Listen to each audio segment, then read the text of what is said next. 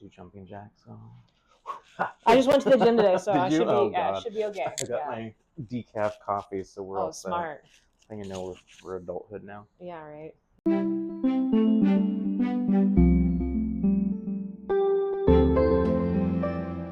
Hello. My name is Nick from Nixon Cuts. We're back with KJ in the shop. KJ. Hello.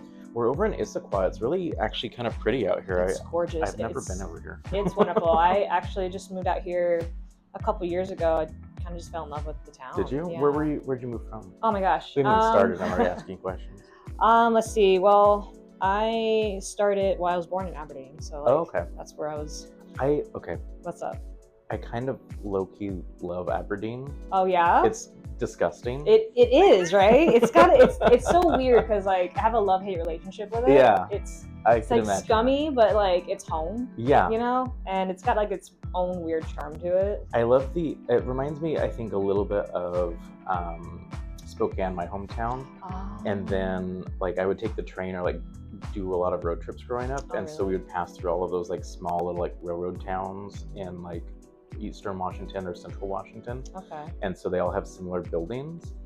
And I just see Aberdeen as like so much potential, but like gross too. So it's like, why do you want to put potential there?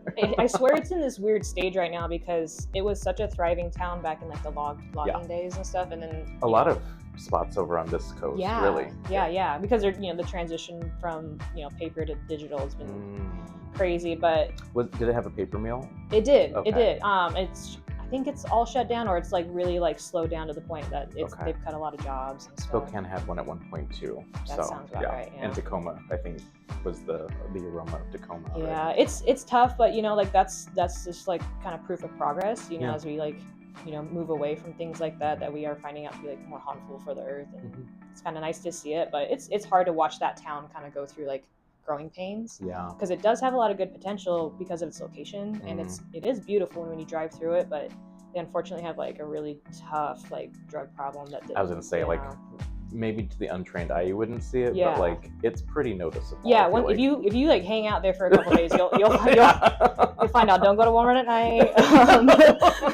And I just think it's so fascinating that there's like a road that has like literally every fast food joint and corporate store like on it, and that's pretty much the heart of the town. It really is, because like everyone that's going to the beach goes through Aberdeen, and they know that. So like anything that's like kind of gonna make anyone stop is on that like main strip. I've made it wasn't too bad, but like I was passing through and I ended up being there right around like 5 or 6. Yeah. When like literally there were lines to get into the drive-through and out of the drive-through of every single one of those, and I was like, this is amazing and also terrifying. Yeah, it gets weird out there, but it's home. It's home. Okay. My whole family's out there, so every once in a while I gotta go.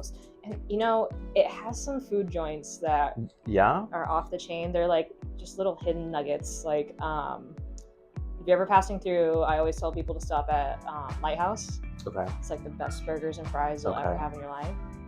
I think I've passed it. Oh, it's not hard to find. Either right? that, or if you keep going past Aberdeen into Hopeland, they have Grizzly Den and Humdinger, and those are also amazing. Like, there's just seeing Humdinger. A bunch of good places. Yeah, I almost stopped there just because. Yeah, you should. They have like a ton of great like shakes and stuff too. We're here. I didn't really do an intro with the last interview just because I forgot, and that was first. That's part of learning, baby. Baby's first interview. But we're here just to kind of talk about identity, hair, what that kind of means, different experiences, and just kind of everything that goes into that, or as much as we can and feel like it. And also Aberdeen, apparently. Yeah, apparently, yeah. Well, it's Kurt Cobain's hometown too, so you can't help but love it. I guess, like, first of all, like, let's talk about you. Like, I'm just meeting you for the first time. Yeah, this is our first time actually interacting. We've been online friends for a little while, but... Have we? I mean, I think I followed you way back. Well, not way back, maybe not too far back, but... I think I've definitely heard of you. Like, that's amazing, because I always feel like I'm like this invisible creature. Yeah, right? Yeah. I'm like, oh, okay. It's always weird, like when you meet somebody that you only know from online. Like, it's true. It's I didn't. So we I grew up, we didn't really have a whole lot of the internet. Yeah. Like our computer was like the oldest like thing. It should probably have been in a museum, except it wasn't good. The family computer, right? Yeah. The big box in the living room. My mom used to work at like a tow truck company, and so they would give her like the old computers whenever they updated. Oh. But like this thing was literally turning yellow. And floppy disks and everything too. Like dial up. Yeah. Old. Okay. Like when MySpace was a thing, I couldn't even like update my top friends because it took too much. Yeah, it couldn't handle Flash. Oh wow, I forget about like the early days like that. Oh yeah. But wow, how crazy how like it's evolved in our own lifetime. I was gonna say that wasn't even 30 years. Not that long ago, really. That's wild. Like within 20 years, really. Yeah. But because of that, we didn't really do like a lot of online gaming or anything like that. Okay. And so nowadays, like a lot of my clients or friends or family members will meet these friends that they only know through online games and like maybe once in a lifetime go and like meet up in person type thing. But it's just interesting to hear that from like the professional standpoint too. Yeah, so. No, it's weird because it's like jarring at first, but like you almost feel like they're already really, really familiar with the person, you know? Yeah. Like, I've known you for a while. It's fine. Yeah. That's so sweet. Yeah. I don't know. I don't feel like I'm that active in it. So I always just like, I do what I can. I don't know. But. Yeah. I'm still also kind of getting used to it. I wasn't really a big social media person until like, honestly, hair kind of pushed me into being much more active. Yep. But it's kind of nice though, because it's like a whole new world and a whole like, big network that like so many people can connect, and like you never really have to like leave your house even or your studio. Well, and I mean especially like being independent, being in hair, and also just learning things. The way that the world and industry has really changed over the past few years is wild, but I think it's a give and a take, right? Like it's its own enemy, but also like definitely. It's such a huge like boon. It's like a double-edged sword for sure. There we go. Yeah. So for me, like getting out of beauty school, when did you finish school? I finished I started in 2020 and finished like beginning of or mid 2021ish. That's wild. Yeah. How So hair school during that time, still traumatized. Yeah. I feel like everyone says that though about like hair school because like that's part of it. You know? I literally call it beauty boot camp. If you don't feel like you didn't just leave the like trenches of Nam, like you didn't go to beauty school. Like, I think it's so fascinating. We're on like 5,000 different other topics right now, but that's okay. That's how I operate. It's fine. We're right there with you. But you know, beauty school, it's surprisingly difficult. Yeah. Emotionally, more than anything. Even if you know that going into it, like you have no idea what you're getting into. I will say that. So I finished school in 2016. Okay. And so that time went fast, but going in, I was older than a lot of my other students, and even coming in, I was like, holy crap, like is this what high school is like for so many people right now? Because this sucks. Yeah. And I don't think I was very active in high school, so like I just somehow like was outside of a lot of things. Yeah. And then in beauty school, you know everybody. Yeah, and you know it's like very everything intimate, about everybody. You're in a handful of like people, and like you're growing through this whole program together. And like some people you kind of drop out through that, or they'd like take breaks and stuff. But yeah, you really get to know these people on like a very personal level. Yeah. And you guys like have to like practice on each other, and it gets deep. And not only that, but like exploring like egos, vulnerabilities, all of these different things within yourself and others at the same time. Usually with a lot of younger people too, that may not be aware or like able to understand. They're still in their loud and wrong phase. Is what my wife and I call it. When that area between like 18 to like 23, 24-ish, like right before that, frontal lobe's finally like polished. I mean, it's true though. Yeah, and it's I think the frustrating part is like I want to shake them and be like, why are you here? You don't want to be here. Why are you here? Well, but I think that's the thing that I was able to understand as like someone that went back a little older. I kind of like head down and just did things. Of course, like there was always some drama on some level, but like I could understand and like appreciate being there a little bit more. Yeah. And I'm really grateful. You, like, chose and want to be here. Yeah. And it was such a process to get to that point. Whereas like a lot of people, and there's not a wrong way to do this because there's some amazing people that have been doing it for a long time, but like get into it right after high school. And there's that thing where people go off to college and then they kind of get a slightly more developed experience of that, and then they come out and, you know, explore working. But I think when you go from high school to a trade school, that's like, there's a bigger emotional jump, I think. There's a gap where like, I like, now that I'm like in my 30s and stuff, I look back and I think of like college days as like... Where'd you go to college for? And how old were you when you went into beauty school? Oh my gosh. Okay, so my life's been really weird. That's okay. You're talking to you're preaching the choir. Okay, so like after high school, I got a softball scholarship to go to South Puget Sound in Olympia. Okay. Played there for a little bit, but I was not a very good student. Had no idea what I want to do with my life, so I showed up, played softball, got drunk, and just partied way too much. As one does. Yeah. But you know, after, you know, I didn't finish. I got like a certain amount of credits and did not do well. So I went in to try to work. Did you kind of have that moment of like, this maybe isn't for me? Yeah, I mean, because like, you know, you'd be there with the counselor and the counselor's like, well, you know, here are your options, you know, and you're just like, I don't want to None of these sound good. Like, I don't even know where I want to go yet with this stuff. So then I was like, you know, just work for a while, you know, figure out who I am, you know, maybe like figure out what industry even like I want to get into. And that didn't go well because that's like 2000, gosh, that was like 2010, 11-ish. That was a tough time. Very tough time. People like who were just like graduating college, high schoolish area, like there was not a lot of good jobs out there. No, you know? I don't know about you, but like I knew that like there was a recession in 2008. Yeah, like we all heard about it, but like none of us had an idea of like what that meant yet. Yeah. And I remember being back in Spokane because I moved around a lot and was working in food service, and that was fine. That was like stable because everybody has to eat.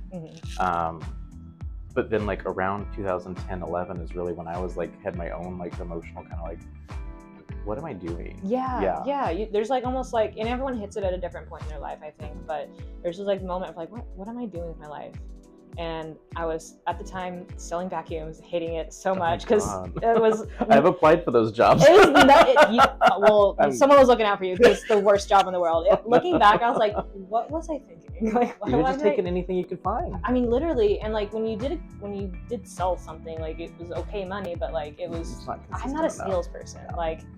And that's probably bad saying that, like, as a barber, you should be selling things. You're supposed to sell yourself, blah, blah, blah, blah, blah. But I don't like to manipulate people into something that I truly don't think that they need. If I don't truly believe in it, I'm not going to, like, pitch it to you. Because, like, it not sounds everybody needs forced. That kind of vacuum cleaner. Exactly. Sorry. Not everybody. Some people, if it suits them, it suits them. If it doesn't, no. But so like I had that kind of moment. They're like, okay, what the heck am I doing? And I was like, you know what? I need a few more years to just like figure out myself and not have to worry about the little things. And I came from like a military family, so I joined the Army for a little while. Oh my gosh, you have been all over. Oh my gosh. And I was an adrenaline seeker, so I picked a really tough job. Did that. Did you pick Army specifically? Yeah, my adoptive dad at the time was Army, so. I've got family in. I wanted to do Air Force because big dream was always like go to space. Oh, there you go. Yeah, but couldn't cut it in the Air Force because I'm too honest. And they were like asking me questions. They're like, oh, you know, have you ever smoked pot? And I was like, oh, the standard. I would hate for them to find out and me lie. So I was like, yeah, no, I've smoked pot, but it hasn't been for a while, and I'm not going to. Yeah. Whatever. But because of that, they were really strict at the time, and they're like, sorry, we can't have you. And I went home and told my mom. She's like, you idiot, you're supposed to lie about that stuff. I was like, oh, okay, whatever. Yeah. So Army took me though. Okay. Parachute rigger, did all sorts of fun stuff. And then after I got out of the military, I did that for like 8 years. Had another like, okay, well now I got to figure out what the heck I'm going to do. And I was just in college trying to finish like an AA, just to get it done, kind of get myself like educated. I just took like very general classes just to like well, especially for that like building block where it's like that's what I think we were always told. It's like even if you don't know what to do, go get your AA. Do something, like and like with the military, you know, you get the benefits and stuff to like go get education and stuff. So I was like, okay, well, let me just get the AA. It'll look good on a resume when I'm trying to get a job. So I do that, and then right as I'm finishing that, 2020 happens, and everything shuts down, and my wife and I are freaking out trying to figure out what the heck we're gonna do for money, what we're gonna do like moving forward and stuff. So I don't know if what does your wife do? My wife's an artist. She used to work in childcare in the before 4 times, but after that, she had a really unfortunate like mental illness, like really like start to take over her life, and working with children was just not going to happen anymore. It's too hard. But she's always wanted to be an artist and figure out how to make that into a business and stuff. So that's what she does right now. And 2020 really made that way more accessible for a lot of people, which I mean, that's one of the great things that I think it was a really unfortunate time, but there's a lot of neat things that came out of it, I think, on like a personal level, on like an intimate relationship level and stuff, like, and creatively. I mean, we saw lots of connections through TikTok, you know, and honestly, TikTok was one of the reasons I even like became a barber.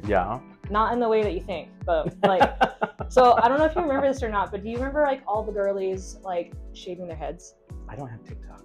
Oh, good for you. Good for you. Oh, I've managed to avoid it. That's smart. Honestly, stay on the outside as long as you can. People are always like, you should start advertising on TikTok. And I'm like, but that means I have to have it. I don't want to.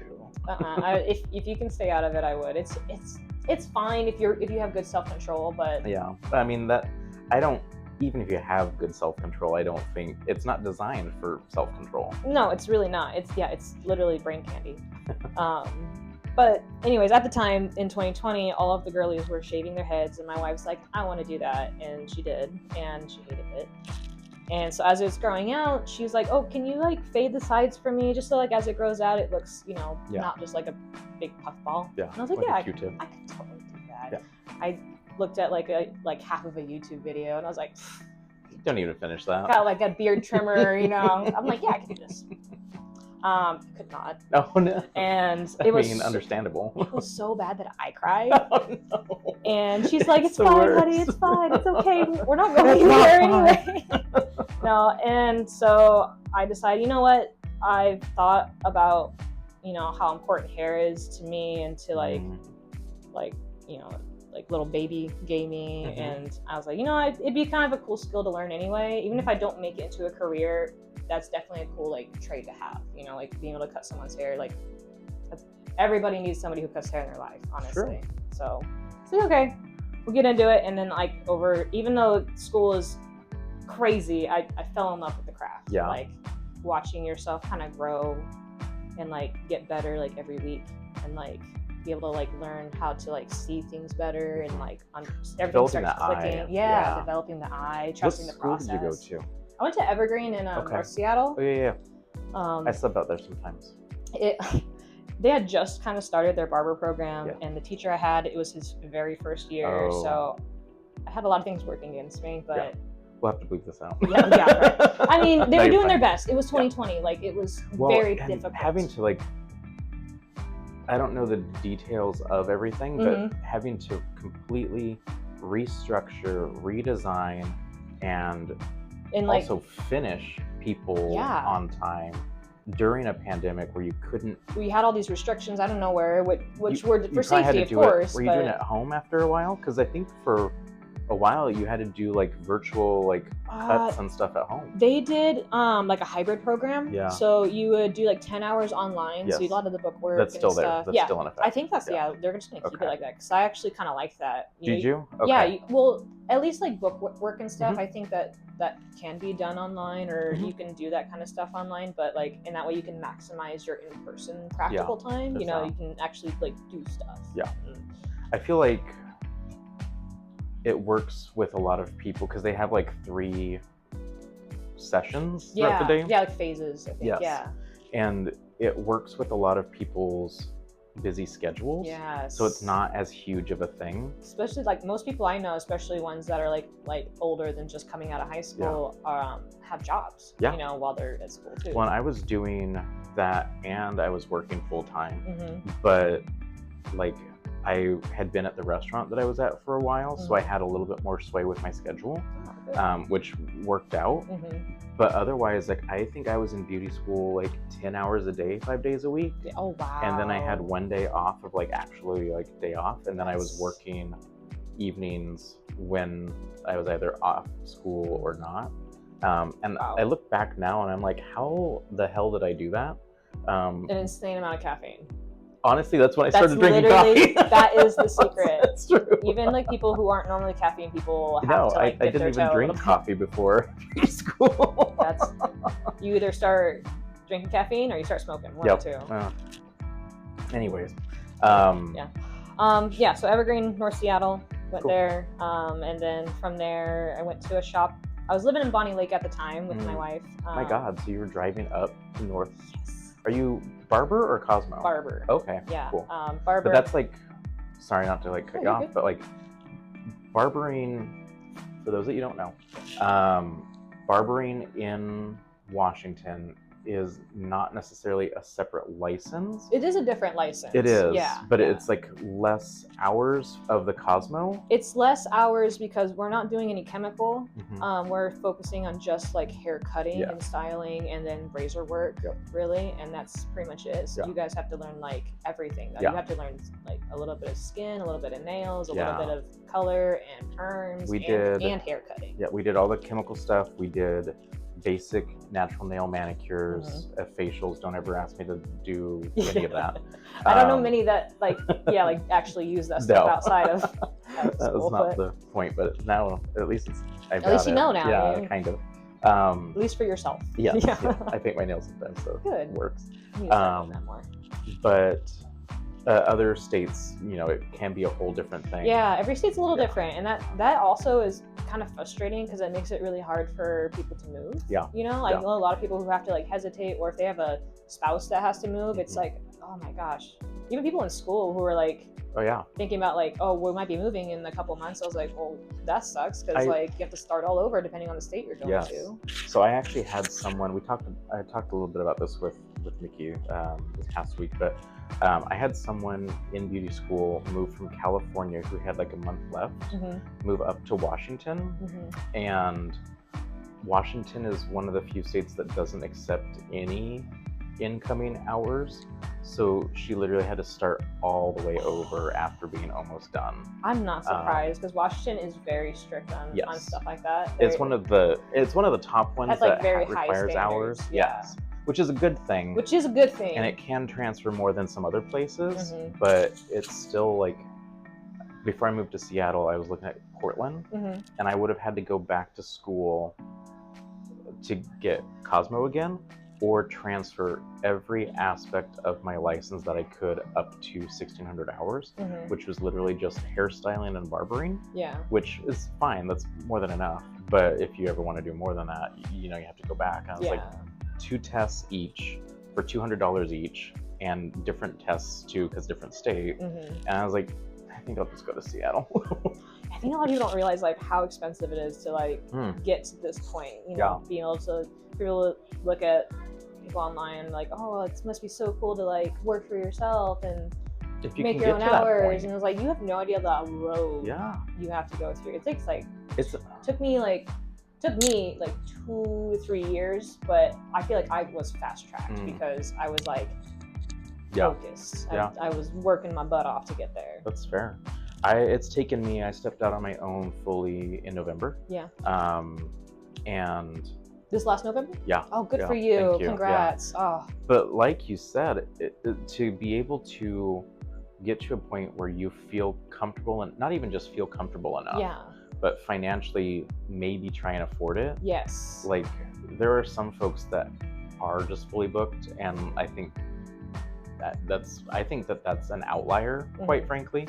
I think that even being consistently booked, you know, too, that's like the goal, right? Yeah, that's the dream. Yeah, but even if you have like a really strong clientele, it's not always an easy jump. So no, because like especially if you end up like moving locations, even if it's to like the other side of town, for some people that might not be like and that be too makes far. sense. Yeah. From someone that comes from like Spokane or Aberdeen, it's like 10-minute drive to anywhere in the city, so people aren't as turned off by traveling for you. Yeah. But in a city, Seattle's not even a huge city, but like comparatively to some of those smaller towns, it's a dense city. Yes. So it like takes time to like figure out how to get from one point A to point B. You know, especially if you're taking like public transportation. Or something, you know? So I don't know, but that's awesome. But anyways, it's a long road to get there. I guess like back to things.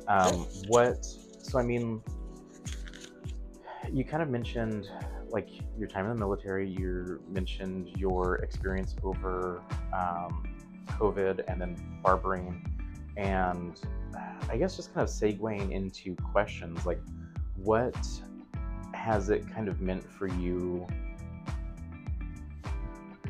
to be a hairstylist right now, and then also with your background, with your experiences and your own journey? Like, can you tell me a little bit more about like that? Gosh, yeah. Just like, you know, a little question. It's fine. I mean, I feel like there's like this boom right now, especially I feel like in the like mask community specifically, where there's a lot of us like popping up. You're talking like masks. Oh, what? Or, like, masks. Like that. Yeah, that's where my brain mask went. Community. Yeah, no. I got you. No, the SSC. Yes. Yeah.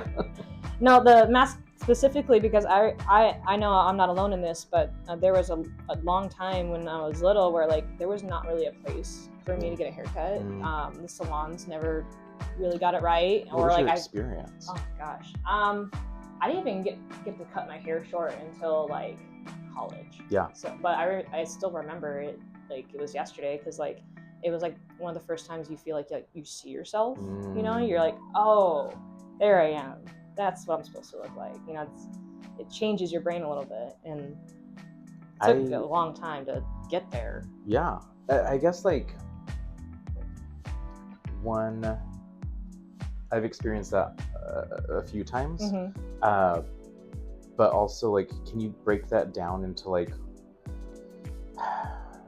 layman's terms as far as like what that means and what that even feels like? Oh my gosh. I know, just package it into I really like a little... should work on my poetry, because I'm not the greatest with words. But okay. Yeah, I'll so if you're, you know, ever like kind of genderqueer or just like kind of in between, like I personally identify now as like non-binary now that I have like the verbiage for it. Yeah. But back then, you know, you just kind of know something's off. Yeah. You don't know what it is. You keep trying to like do the things that everyone else is doing to like make yourself like feel right. Yeah. And like no matter like how something doesn't fit, and so you keep trying to find where at in the puzzle do you actually fit. Exactly. I always just thought, you know, because I was athletic, that's why I was like very like masculine and whatever. So trying to compensate by like, you know, blonde hair and trying to do some makeup and wear all the were things. You trying to swing the other way? During high school era, you know, like that makes sense, during that time of like figuring out who you are, you know, and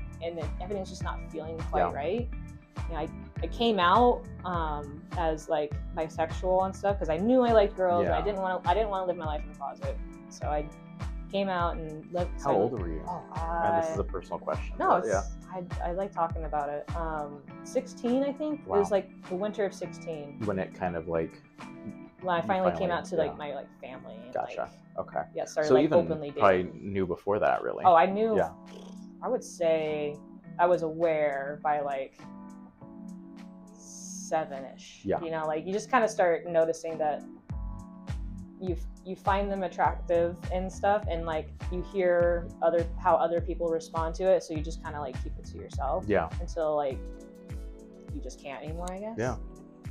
But for me, I came out maybe a little later, but this was like a different time, right? Oh, I mean, yeah. And so I came out when, how old was I? 19, 20. Okay. But I didn't have like a lot of close friends through like things, and so it wasn't until I got out of school and started working and was around more people, and I worked in construction for a little bit. Okay. And so I was like, I don't think I think the same way as these people. Yeah, I think there's something different about me. And I was like, I don't really, which is not a bad thing. No, honestly, you just kind of start noticing, you know? It's like, I'm just not, I don't speak the same language. Yeah. You know? Once I finally like realized, I was like, oh, like 5, 6. I was like, okay, that's when I blame Disney too. There's a lot of incidences, or which one was X-Men. Oh, X-Men's great. Esmeralda and Meg from Hercules. Okay, definitely. okay. Those two are some big ones, and then Mystique from X-Men. Always.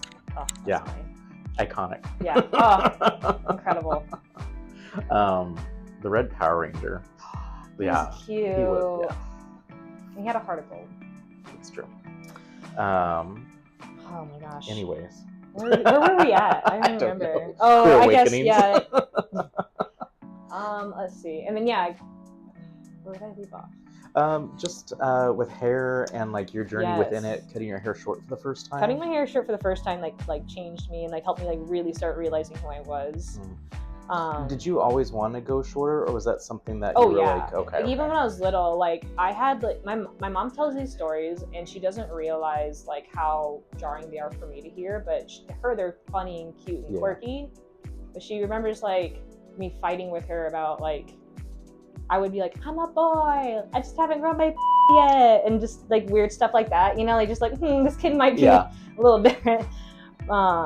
I would argue about like my hair, and I wouldn't want to wear dresses and stuff, but like I knew that about myself. She, I think, just didn't really want to like. Yeah, well, and again, like technology and a different time, really. That's true. And it was the 90s, so like, you know, being gay wasn't quite what it is. It was like there, now. It was aware, but it wasn't. It was like that era when everyone was happy that Ellen came out. Yeah. But people with power and money didn't like that, and there were still consequences. If you were out, you could be out, but you're not gonna. You may not be as successful. You're not gonna have as many opportunities. Yeah. You know, and my mom warned me of that when I was little. And those things stick with you. They do.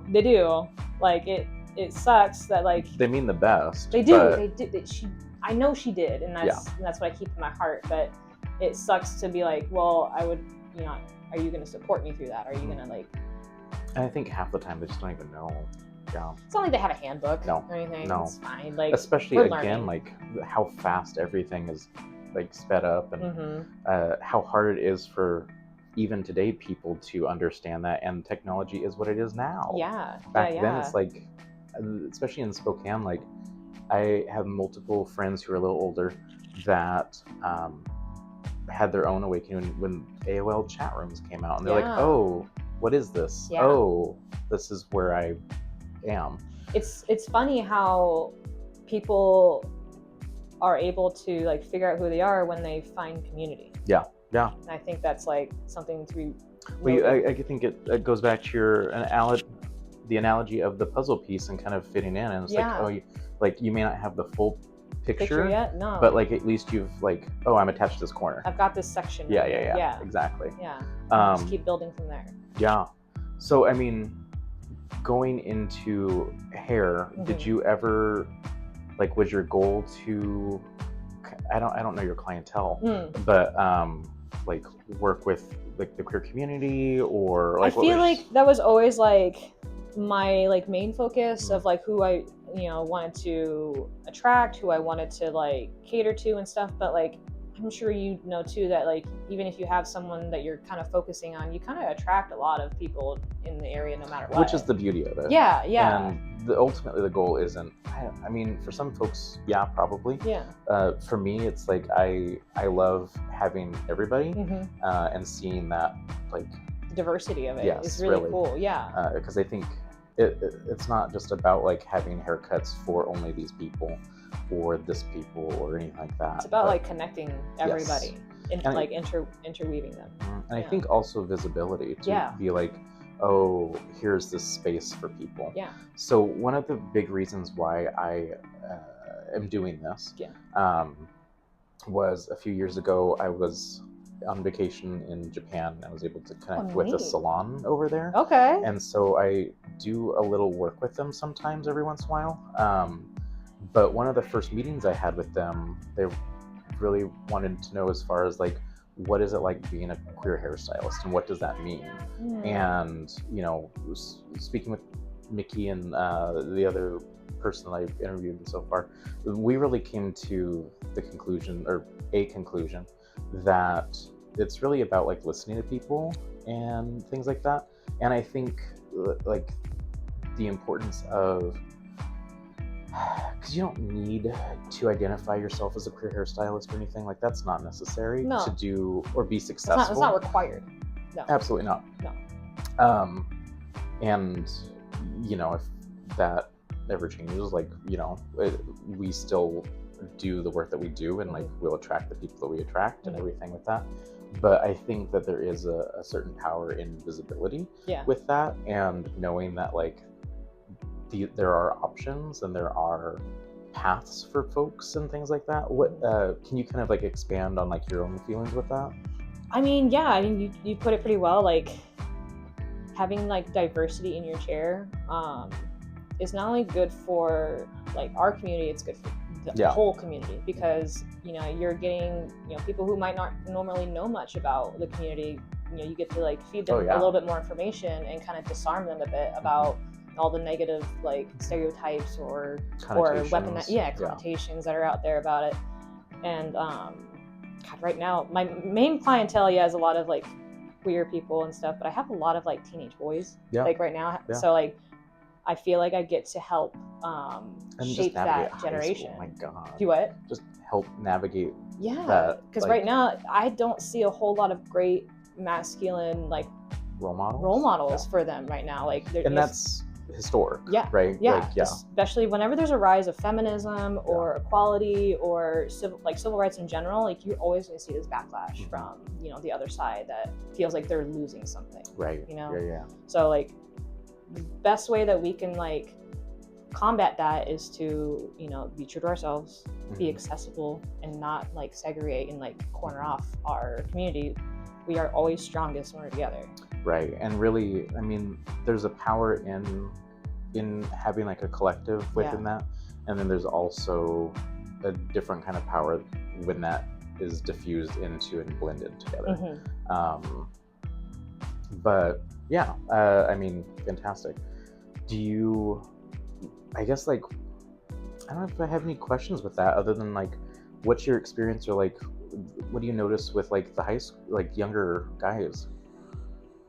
Gosh, I mean, you know, teenage boys will be teenage boys. I think we all know, you know, but you know, they're optimistic. They, you know, they're eager to find their place in this world. And I know there's a lot of rough ones out there. And we only look on what's on the internet. You know, you're only going to see kind of, you know, the worst. But like, and this is like a soapbox, but like since 2020, I think the emphasis on beauty standards for men, and especially younger men, have skyrocketed. Definitely. And like, from someone who's a little bit older and maybe not as affected to it, but it's like, it's definitely an unhealthy amount, I think, where it's like, I think they're getting a dose of what like a lot of like women have gone 100%. Through the last like couple decades. And that's what I try to tell folks, is just like, these are the same beauty standards that women and even like queer men have been held to for a long time.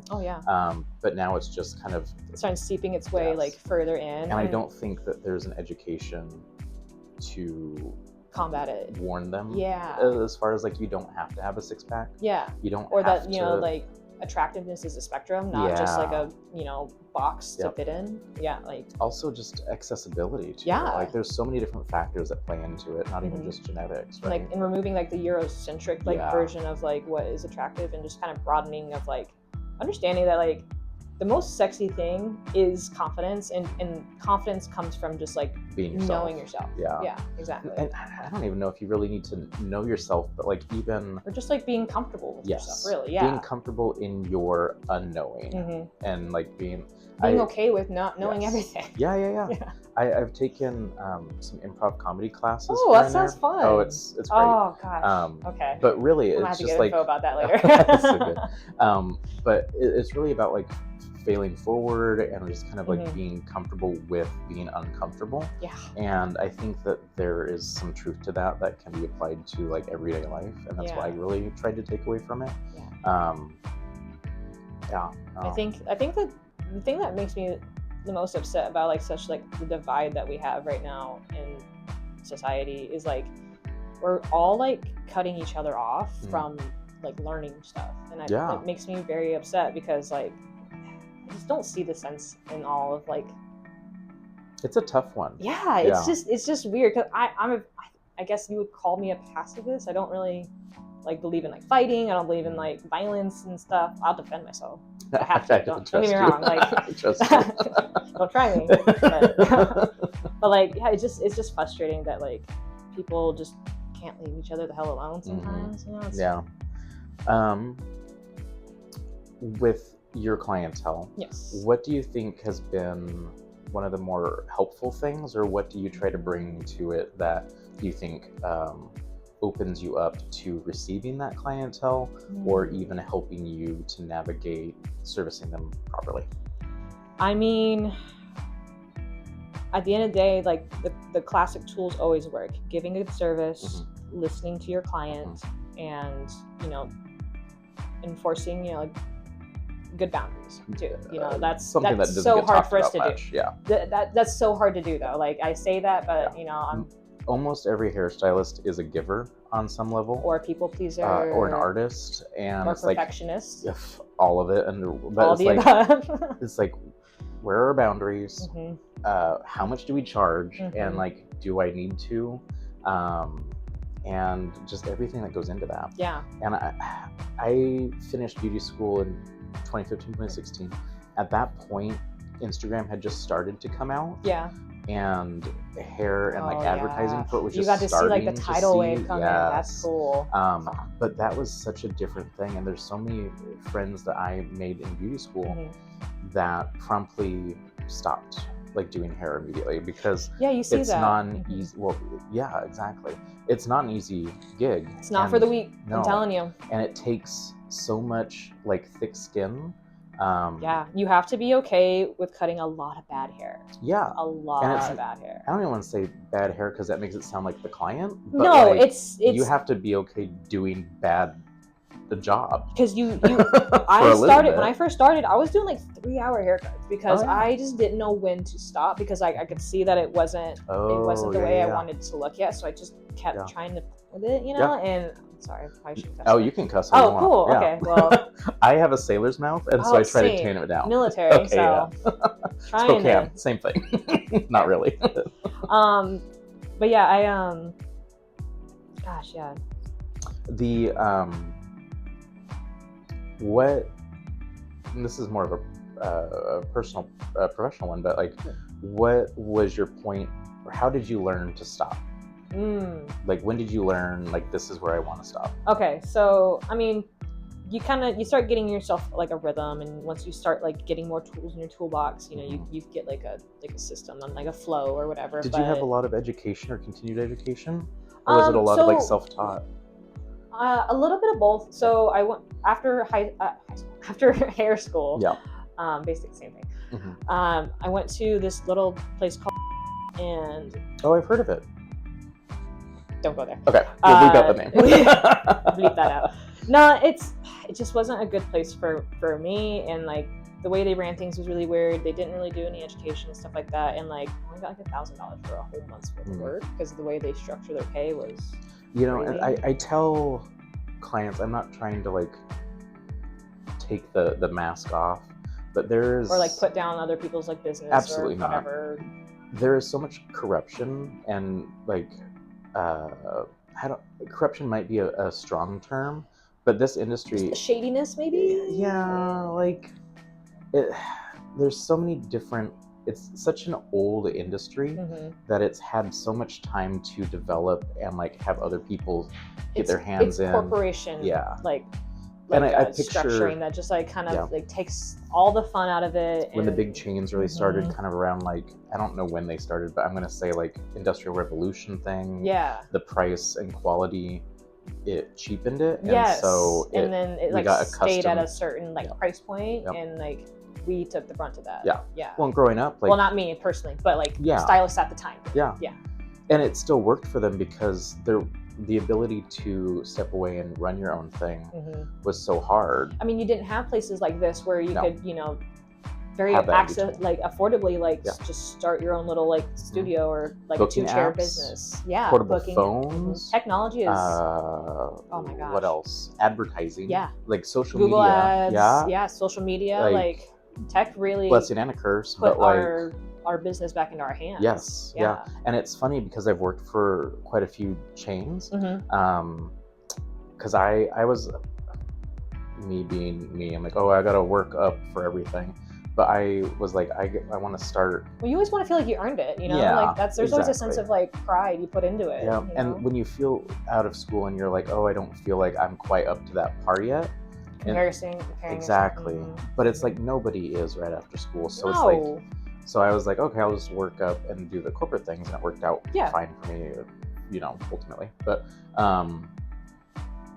within that, like seeing how some of those things are structured, most of them, even around that same time in life, stopped advertising. They were like, oh, hey, we're taking away our advertising budget, and we're just going to have you guys tag us and advertise for us. Yeah, basically like putting that back onto you without compensating. No compensation at all. So after that place, it was like just a terrible match. Somebody that was working there was thinking about going to Bishop's, a different location, but they told me that they had one in Issaquah, and my wife has always wanted to move to Issaquah. She loves this town. She's vouched for it. And where's she from? She grew up mostly in Bonnie Lake. Okay. Yeah, so that's why we were there. I got out of the military. We moved into an apartment there, and I was just going to school and stuff. And then got my license, worked at that shop for a month. It was terrible. And then I heard about Bishop's, got a job there, and like at that time when I was there, they did do a lot of like additional education. They would bring like people in and do a variety of types of classes every like other month or so, and they would do like team bonding things and like did like monthly check-ins with you. And what were some team bonding things? Oh my gosh, so this painting right here is from, we did spin art. Oh yeah, they took us to this like art facility. Have you heard of it? So cool. Yeah. That was really fun. We went to, up in Seattle, they have the Rage Room where you go smash stuff up. I've been meaning to go. I did not expect it to be so booked up. Oh yeah. But it's like months out. Yeah. Yeah. Yeah. Well, if you can try to snag a day during the week, usually it's, I can do that. Yeah. If you have like a weekday going on. Okay. Yeah. And I ask those things just because like there might be people that watch or listen to this, and they're like, what kind of things should I be looking for when I'm looking for a place to work? How can I make my space more inclusive? How can I attract more like stylists? And also like if you have a team already, like what can maybe help? To retain it, because so I educate with a company, then also do some stuff on my own. Good for you. I think it's been a journey. Yeah, I can imagine. I'd love to do that someday, but there's like 5 steps in between. There's a lot of. To get to notability enough to even. Well, honestly, there's luck involved with half of it too. That's true too. Right place, right time. Honestly, yeah.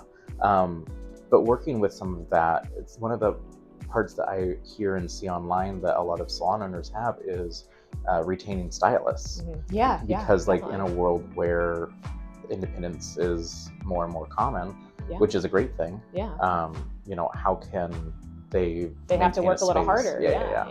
And how do they make that space a little bit more appealing for people? So I think it comes down to like 3 basic things. It's doing stuff that's fun. You got to blow off steam. There's a lot of tension that builds up between like relationships between other stylists and the receptionists and the managers. So much more drama. And that's just the way it is. Different personalities, they're going to clash sometimes. Well, and you get artists, creative personalities. There's a lot of. They're very quirky. And usually bigger personalities. And honestly, what I've noticed too, lots of people who have like neurodivergent brains, or mental illnesses and stuff. So you're gonna have things that clash with business. So Nikki, the person that I interviewed earlier this week, they work a lot with the neurodivergent community, and it's been. So it was really cool to sit down and listen to them talk about like how they've kind of catered their little salon space to yeah. it and things like that. But it really does play a part, and I think that it's more common. And also what we kind of talked about was just different spices, sometimes mixing and sometimes not mixing as well. Yeah, I mean, it's just like flavors. Yeah, some flavors go together right, and some just don't. And that's not a bad thing. No, it's not a bad thing. It's just something we know. And we all have to learn to navigate that, especially when we work with the public. Oh yeah. And we're the public working with the public around other public. Just maintaining all of that like magic. Yes. But yeah, so fun, because that's detrimental to like keeping people like happy in their space and their relationships. Education, huge. It's education. Huge. It's like it's what's going to keep people growing. You know, that's how you're gonna like keep them wanting to like stay motivated. I always feel motivated after I go to a class too. Like even if it's something that's not in my specialty, I feel refreshed. I feel motivated to like try something new, or like I don't know, just learn something or see it. I think also the excitement of someone teaching is, you don't even have to know what they're teaching, but that's infectious too. Because a lot of times teachers they'll share parts of their story of like how they started and like how they got to where they are. Yeah, exactly. So it's fun to see like how like even just like that can really like motivate somebody. So fun, education, and then you gotta listen to your stylists.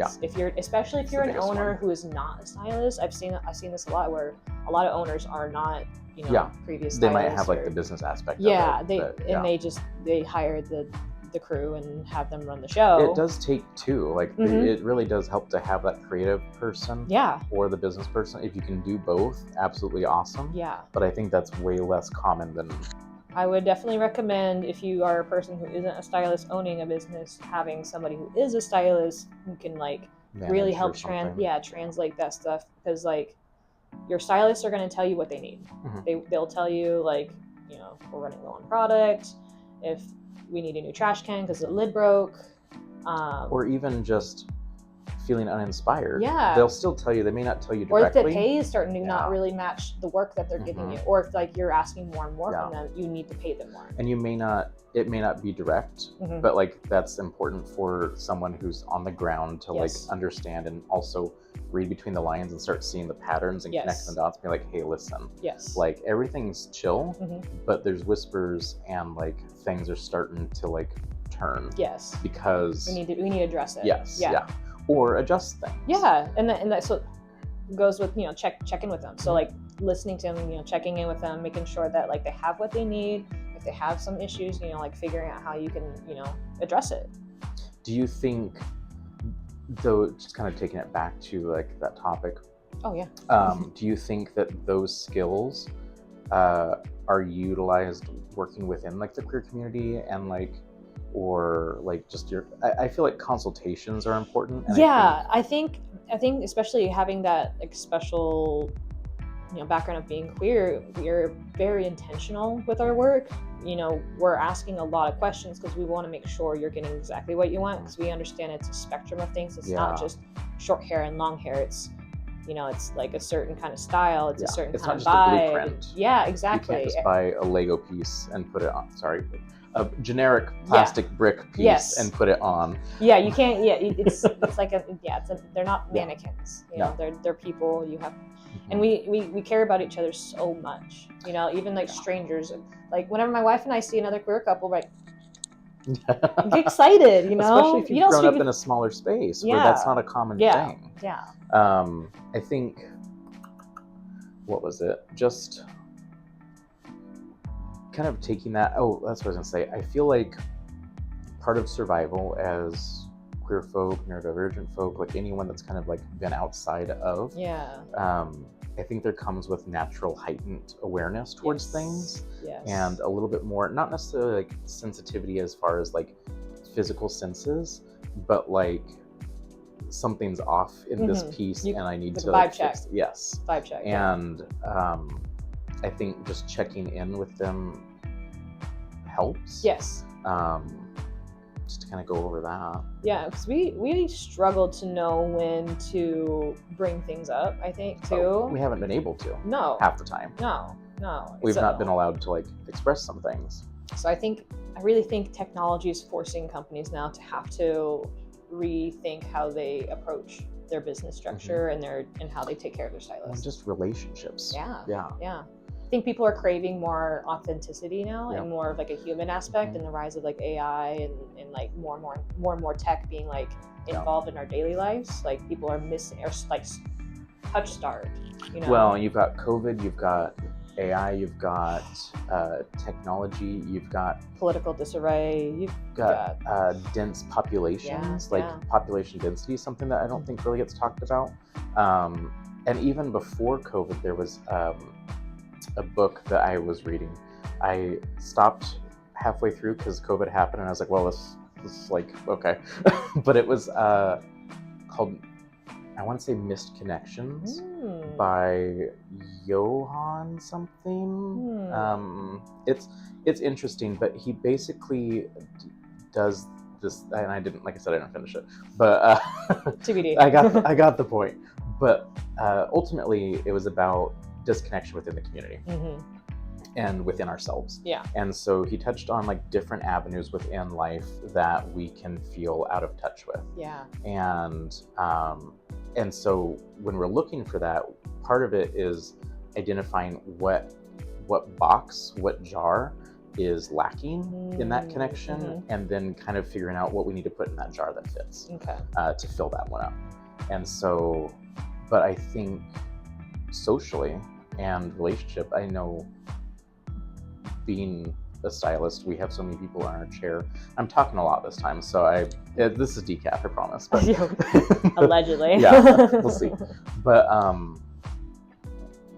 I feel like one thing that I hear so many clients talk about is how isolated they feel, even if COVID was like 5 years ago. Like we're still dealing with the trauma. Well, we were dealing with it before. Yeah. You know, and I think that just really popped it out more. I think there's a lot of fatigue too, because there's just, I feel like every day you open up your phone or look at the news and stuff, there's some attack on some part of our community somewhere in the country, like just all the time. It's a lot. Well, not even, I mean, yes, 100%, but also like just to, I think a lot of people's instinct is to kind of isolate or pull away to kind of nurture that part. I think it's the survival instinct to just like pull up. Yeah. Yep. I'm going to lick my wounds. Not even necessarily or just like wounds, wait and assess, you know, what's going on and figure out how do I want to. Or we're overstimulated, and so it's like I need to like not sleep, but like decompress. Yeah. And I just think that like half those things are decompression techniques that used to work for a lot of people don't work anymore. Yeah. I mean, it's supposed to be only temporary, these like things, you know, like, but we've been going on like at least 5 years. At least now, yeah. So it's interesting to see that kind of shift. Yeah. But I mean, there's a lot, like we were talking about earlier, there's a lot of good things that came out of it as well. Like, I don't know if you noticed this, but I noticed that like, there's a shift of even like how we categorize our haircuts now. It used to be like men's cuts, pricing, men's cuts, women's cuts. Now I'm seeing, you know, like short versus long, so it's much taking more like common. the gender out of it. Yep. So I think that's really neat. I'm starting to see like a lot more like alternative type of shops, or like even like people like me who have like just their own like studios and stuff. So you have like a nice like quiet safe space. Well, that's one thing that so I've worked in some barbershops and I've worked in some salons, and nice. I've worked in companies that kind of blend the two, and that's one thing that I liked about it, is like there's some slight edge to it. It's not necessarily one or the other, and you can do whatever. It's like more customization. Like that's what kind of attracted me to Bishop's. That's what it was. It was very 100%. Like alternative. This is where all like the people who don't like fit into a salon or like a barbershop type of deal. And I was like, that's what I need. Yeah. That's exactly what I need. And even in Spokane, it's very similar to, I think, a lot of places. You have the boutique salons, or you have the classic barbershop. They're like a small like mom and pop barbershop, or like the sports clips. Or even like slightly larger mom and pop, but like it has that more bravado. Yeah. And both the boutique salon and the bravado barbershop is very intimidating for a lot of folks. Sometimes you can get lucky and you can find someone who is really strong ally or just like has a way of making you feel comfortable or, you know, but a lot of I would walk into a lot of those places and would not feel that way or just would feel so on pins and needles that I just couldn't get comfortable. As someone that worked in those spaces, like that was hard too some days. And you'd be there every single day. Oh yeah. And there were like things that would happen every day that you would just be like, well, I guess I have to ignore this because these are my only options. Hear like conversations that you're just like, all the time, or drama that gets centered because you don't even have to do anything wrong, but like let's just focus on you because you don't fit in, and like there may not be words for it, but like that's a common experience, so then you get like pinpointed for everything. That was a common thing. And then so you'd get clients that would find you in these spaces, and then they have to have the courage to keep coming back despite that when they don't have to. And so to be able to see the industry change is kind of a huge thing. It is. It's almost weird because like on one hand I'm like terrified and like just kind of like really upset about everything that's kind of going on in the world and in the country and stuff. But on the other hand, when I'm like looking at the smaller things in my life, like I'm very happy because I have a wonderful wife and a dog that I come home to every day. I'm really in love with my career and my clientele and my community, and so it's nice though because it keeps me grounded. You know, and like watching the industry change while I'm in it, it's really cool. It's like I get to be a part of that. You know, being a part of that like new phase of this industry, even if it's, you know, like kind of localized in areas like right now, because of course like the PNW is very queer friendly. And, like that's one of the reasons I love it here. I'm sure there's definitely spots in California, you know, that have a similar like vibe going on. And a lot of cities kind of have their own pockets, right? We always like find each other in the dense cities. And there's community, even in like spots that may not seem like there is. Right? So I want to talk about two things, and I forgot what one of them was. Okay. We'll circle back when we remember. It's fine. We'll get there. But kind of going back to that question that I got from some of the Japanese stylists, and also not even just there, but like maybe people are in other countries or even here in this country and want to really change their services or their structure or just kind of become more of a spot for that style. Be a little more friendly or exactly. We talked I've talked with another stylist about like what they can do for like neurodivergence and things like that, and but like what are some of the things that you might look for or wish you had seen growing up and kind of like being in that? And I'll think of the other question. Gosh, I mean it's tricky because, you know, to me it seems easy, but of course, like if I were like a person like walking around, I think that would, you know, having a sign in the window that's either like has like a pride flag or even though, have you seen those signs that says like science? This, I believe science is real. You know, everyone has freedom of religion. Blah blah blah. It like kind of is like rainbow. You know, it's pretty much like highlighting diversity and equality and like stuff. This house is inclusive. Something like that. You know, because those are the things that we're clocking and we're looking for to even know if we can enter the space. You know, if it's safe to enter. The space. That like you, if you are going a little bit out of your way to make sure that I know it's okay, I'm gonna walk in and check it out. Because like that's what I get excited about when I'm walking around the street and I see like a little rainbow, like even it's just like a little sticker in the window. Like I'm gonna stop by there at some point. After I came out and like had that moment for myself, I remember moving back to Spokane and I was like, oh, there's so many little rainbows, and this was before like pride flags were as common as they are. It really started getting like, like you kind of had to be a little bit more subtle with things. A little more DL with everything. Yeah, except for this one photo shop. It was just a camera shop, but like literally the amount of like rainbow wind chimes and like wind streamers attached to this person's like roof. I was like, yeah, okay. Can't tell if that's intentional or not, but I like it. Honestly, I was a little confused. Yeah, I was like, maybe they just like rainbows. That's what I'm saying, because that's one of our singles. So like, if you want to like right away like let someone know that this is a safe space, something like that. And for someone that might not be within the community, that can take some courage. It can, because you have now like identified. identified yourself to not only the queer community, but people who are anti-queer. I think. Did you have anything else to say to that? I got excited. Oh, I mean, no, I just like the visibility of it. Yeah. Yeah, I think what's important about that is that fear and that moment of like, oh, visibility, vulnerability, and things. Yeah. That's that same fear and feeling that queer folks experience every day. Yeah, especially if you're a person that minorities, really. It's somebody that you can like tell. Like what I don't like to do that because it's like more visible. It's more visible. Yeah, more visible. You can tell, like, because like if you look at me, you can kind of tell that I'm not. I don't know. I'm pretty oblivious sometimes, so I feel like when I was younger, I probably would have. For us, it's different because like we have a way bigger spectrum of like what is a tell and what isn't. But and short hair. Society's changed quite a bit too, right? Yeah, short hair and androgynous is usually a big easy sign. So like I'm always looking over my shoulder. I'm always kind of really aware of people's like they're glaring at eyes. Me. Yeah. When I go to the bathroom, it's always kind of uncomfortable because like get an older lady in there, she gets all like out of pocket, and I gotta run real quick. I don't like to go to the bathroom in public unless my wife is there because she's like she's like my guard dog. Yeah, she's like she vouches for me that I'm supposed to be in this bathroom and all that. But I got off track again. No, I think it was ideas that other salon owners or stylists that may want to or be open to, but may not socially be able to. Yes.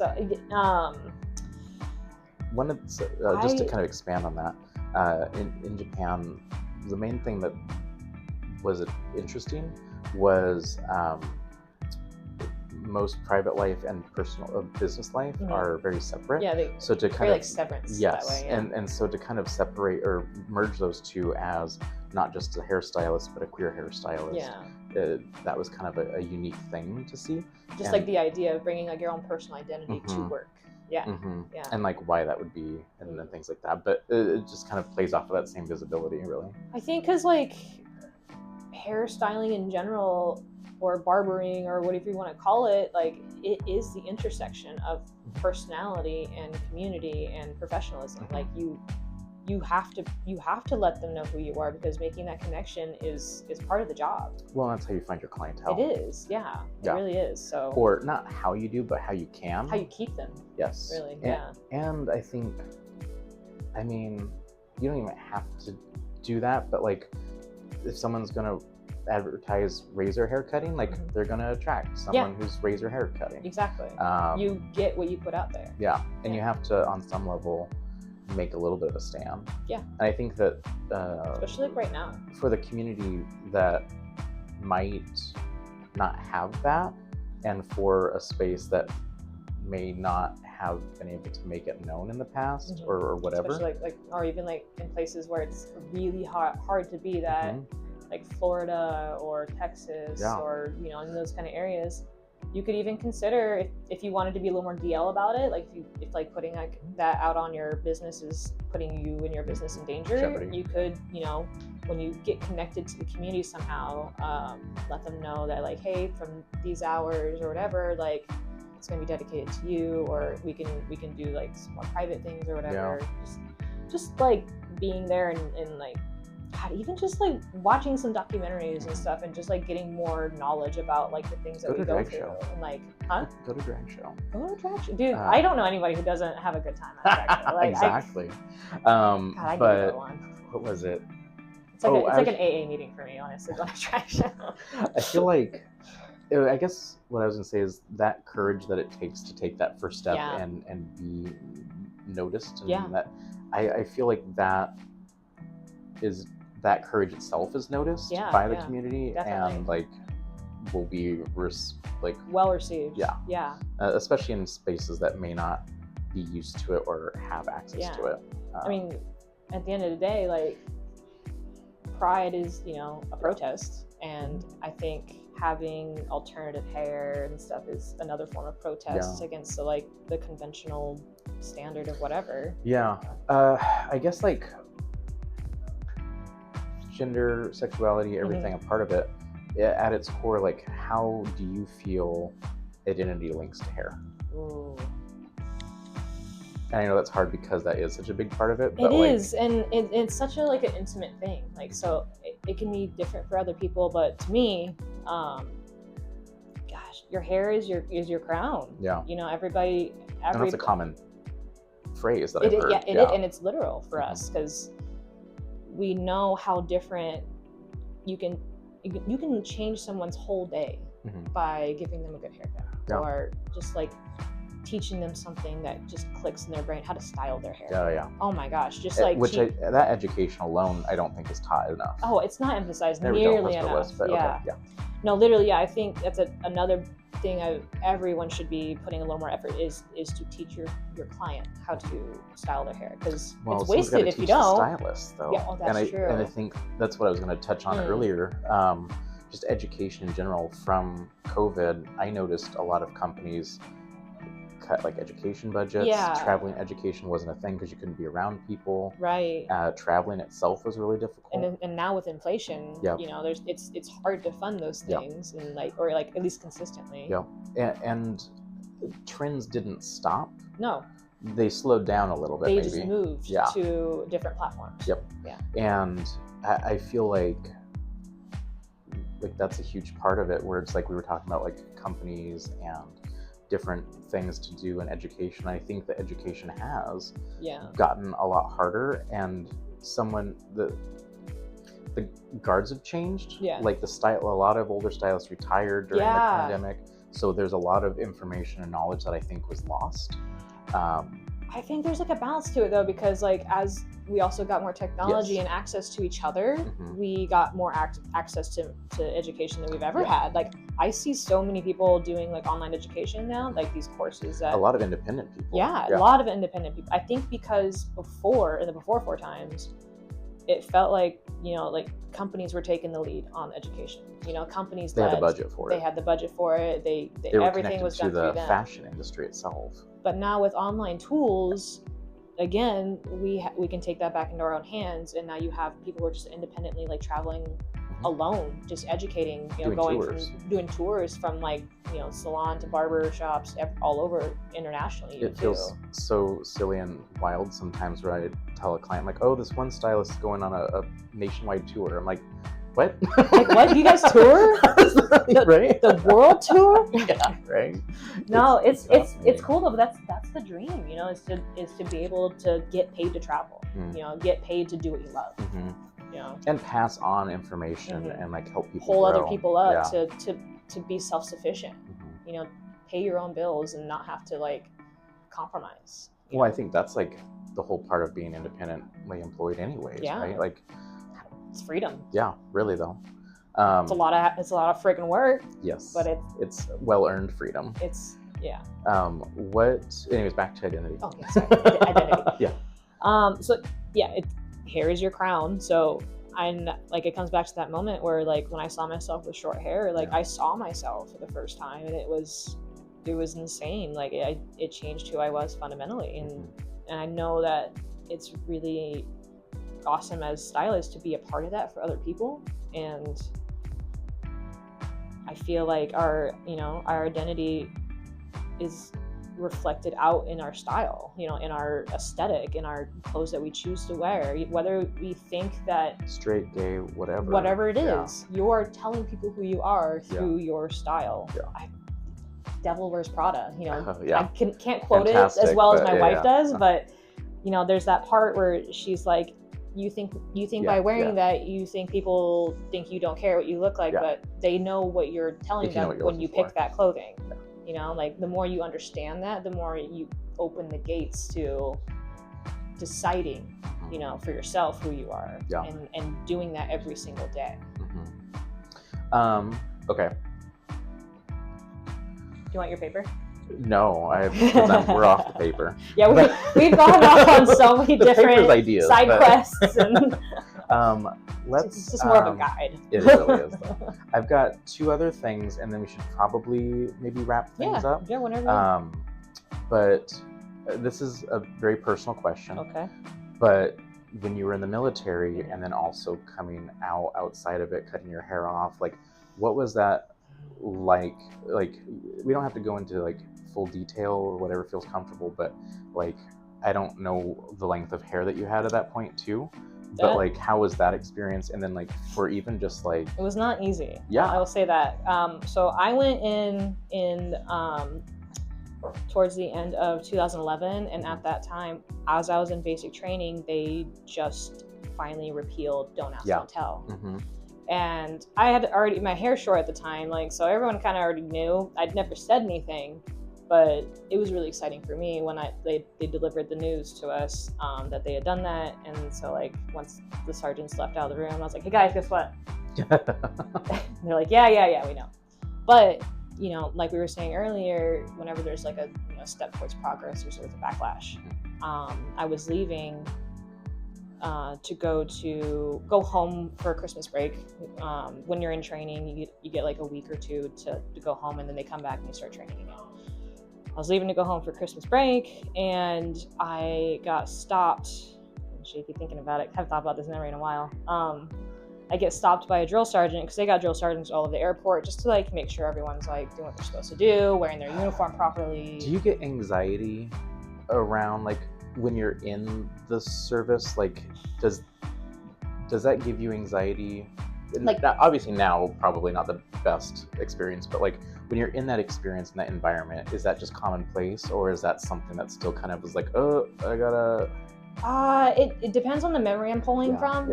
Everyone always asks me like, oh, did you like being in the military? And I was like, good days and bad days. You know, it's the Army is made up of people, of Americans, and from all over the country. So you get backgrounds. It's literally the melting pot. You know, and it's. Oh, there we go. Yeah. I got another thing too, but it's fine. Oh, anyway, so I'm going through this airport, and there's sergeants everywhere, and this one staff sergeant stops me, and I didn't understand at the time, but after like a couple months or a couple years, I realized why this happened. But stops me, and he's like, it's like, why do you have all that gel in your hair? Is that in regulation? And like, I'm a private still in school. I don't know all the regulations yet or anything, and I'm just like,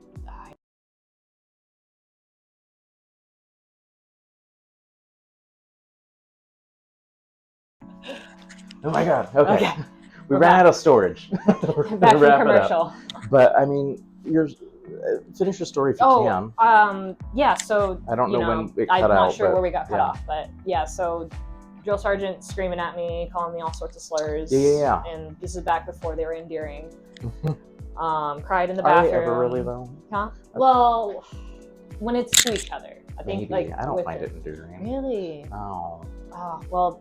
But a lot of us call each other dykes. And I know those ones. Yeah, that one's okay. Fine. But yeah, so it took me a while to realize like why that happened, but it was because he was not happy about the repeal of Don't Ask, Don't Tell. I guess like just to speed up, just because we've got God knows limited storage data. What I know I have got like at least one other question for you, but while I think of that, like, what are kind of your parting words as far as like, and not necessarily, we've talked about a lot of different things, like Aberdeen, military, just the community, and being in maybe areas of like smaller pockets of community. I'd say like any takeaways for folks with like, I don't even, it's such a broad it's such a subject. Big audience, it's hard to like really encompass perfect advice. June is Pride Month. Yes. And then hair and the importance of it, I think, is always an important thing, but like anything that you would like to share about like hair, identity, pride, like I don't even know. I encourage stylists out there to really start getting involved with the community, whether it's donating some of your time to like teen groups, these like younger, queer kids who are figuring it out, or maybe don't have supportive parents and stuff. And we have a group here, the Lambert House, and then I think the Garage hosts some stuff too. I've also been thinking about, visiting, hospitals and stuff like that, just to donate some more time and connect to the community. And... Well, going off of that too, sorry, I keep touching your toes. It's okay. But, play footsies. Yeah. So, I mean, going back to, a lot of budgets are being cut and like funding for like pride events and things like that. Because corporations are pulling out. I was playing D&D with some friends, and we play it out of my friend's like shop space. Yeah. And someone came in with flyers for it because that part of town didn't have any plans for like a neighborhood pride. And so someone took that as like a point of like trying to create something. Yeah, trying to start something. Yeah, so they went around with like flyers and like I think they were gonna like have everybody meet at the salon and things like that. So even just like utilizing that space, because I think especially in larger cities, like space is it's hard to find. Yes. And it's to be able to host so many bodies. To be able, because sometimes you don't know like the level of audience you're to expect. So like being able to have the space. Right now, like the dream for me right now is to try to start doing like a smaller pride, because like Seattle Pride's huge. It's great and whatever, but it's too big for me now. Like as I'm getting older and like I struggle to be in like thank you. So I really want to start getting cozied up with some of the like people in charge of like Issaquah events, because I'd love to do like a small like community like pride, like a little festival, like maybe a little like parade on Front Street or something, just like smaller events, because it's gonna be more feasible for us to focus on smaller like close community than it is to try to like all meet up in Seattle all the time. Well, I think that those smaller things are really, you form big things by small things coming together. Yes, exactly. You can't do big stuff until you do the little stuff first. It has to start small. Baby steps. And just to piggyback off of that, it's like salons and the importance of spaces like that have always been a spot for community. Yes. And I think that going back to, look at us, we're pulling it back. We're everything that we talked about. We're circling back. we had a point. I swear. Maybe. But maybe we could edit this so it could all just flow. But no, you're right though. Like, and that's going back generation to generation. Barbershops, salons, like they've been the cornerstone of community. Egypt, like people have like started organizations from shops, and like that was always like a safe place to like talk, discuss meet people. These things. Yes, and so I think that organize. Even as I'm talking, this isn't something that I have thought of consciously before. But where we're going in the future, I feel like salons and hair are so important. Very. But then I think also like maybe this episode specifically is about spaces. Because it really, it can be a catalyst for so many different communities, and in a world where we are so disconnected. Even during COVID, like how many times, and this is maybe a rhetorical thing, but like how many times do you see clients come in maybe more than they needed to, just because we were the only spot that they could come in, get like touched, and then communicate, right? Or like share. It was a lot of overwhelming emotions to take on constantly. But I don't know if you felt this or not during that break of doing hair, 'cause I'm not sure what your experience was like during that, but like it was wild. I had to like physically rewire my brain to like learn how to socialize again. I still sometimes. I remember being on the phone with like the like person that was like getting me enrolled and all that, and like getting off the phone and be like, what was I even saying? They probably think that like going out to the bars or like dates, like oh my gosh. I can't, like I still ask way too many questions. That's why I'm doing this. I'm just thorough. That's just what and I get fascinated. I want to learn about people. I'm interested, like But that being said, really the importance of space, what the barbershop can mean for community of all kinds. Having somewhere you can literally let your hair down, and be yourself, and like get some like good feedback. And even just like a break from things. Taking your mask off. Unless you need the mask on. But I think that's great. Do you let's tell people where they can find you. Okay. Like physical location? Yeah, or like... I mean, if people are here and they're like, okay. oh man, like KJ is like the one for me. KJ is like, the one. Like what part of town you're in? You're in Issaquah. So I'm in Issaquah. I'm in the Highlands area, if you're familiar with that. Any social medias? The building itself is Sola Salons. You'll see us like over by the movie theater. Studio number 11. My social media all across the board is, across the board it's two things. Instagram and TikTok, KJ in the shop. It's not that fascinating yet. I'm still kind of learning how What's your experience with do TikTok? that. Oh my gosh.